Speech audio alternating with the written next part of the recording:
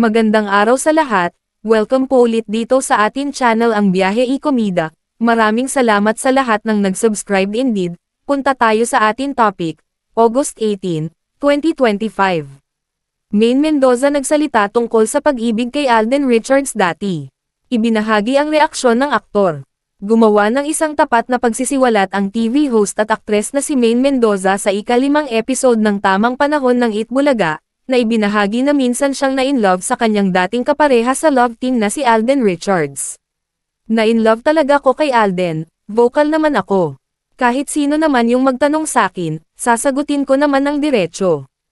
Na-inlove ako sa kanya pero hindi siya nanligaw, aminado si Maine, at idinagdag na alam ni Alden ang kanyang nararamdaman dahil sinabi niya ito ng direkta sa kanya. Tinanong ko siya noon, kasi ang straightforward ko naman na tao. Tinanong ko siya, sabihin mo na sakin, ano bang nararamdaman mo for me? Direkta kong tinanong sa kanya, gusto ko lang malaman. Sabi ko, kung ano man yan, tatanggapin ko naman. Kailangan ko lang malaman. Tapos ayon, ang sabi lang niya, di ko pwedeng sabihin sa'yo kasi mawawala yung magic, she recalled. Sa kabila ng hindi nabuong romansa, binigyang diin ni Maine na ang kanilang off-cam na relasyon ni Alden ay makabuluhan at nagkaroon sila ng maayos na pagtatapos matapos ang lahat ng nangyari sa pagitan nila. Grabe yung relationship din namin ni Alden off-cam. Pero may closure naman kaming dalawa. Napag-usapan namin lahat, sinabi niya, itinuturo na pareho silang nakatagpo ng kapayapaan at pagtatapos. Sabi ni Deborah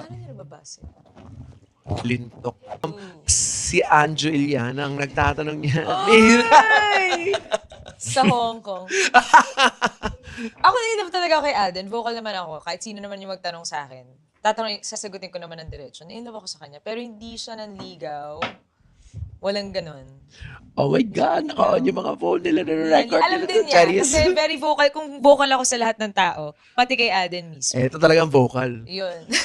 Legit vocal. Alam ni Alden yun. Sinabi ko naman sa kanya rekta. Pero hindi siya naligaw. Friends lang. Pero kung manliligaw siya sa'yo, noon. Noon? Oo naman. Kasi in love ako sa kanya. In love ako talaga. At alam niyo lahat yan, mga Dabber Cats. Kaya ako doon tumitili eh. Nakikita ko yung possibility na magiging kayo eh. Sayang. Pero ikaw alam mo wala na may kilig talaga eh. No? Oo, may Kaya kilig panentili talaga. May kilig. Meron talaga sila kasing something. Iba. Spark. Oo, magic. May Pero magic. tinanong ko siya noon eh. Ang straightforward ko naman na tao. So tinanong ko siya rekta. Na parang ano bang, sabihin mo na sa akin, ano bang nararamdaman mo for me? Tinanong mo? Oo. Saan? Sa rooftop somewhere. Alam ko. Tinanong ko Ayan, sa kanya ngayon, yun. kinilig si Paulo. Okay. Direkta kong tinanong sa kanya. Gusto ko lang malaman. Sabi ko, kung ano naman yan, tatanggapin ko naman. Sa New Kailangan ko York lang ba yan? malaman. Yes, no, by dyan. Sa New York. Hindi, dito lang yan sabi. Ibang rooftop pa yun.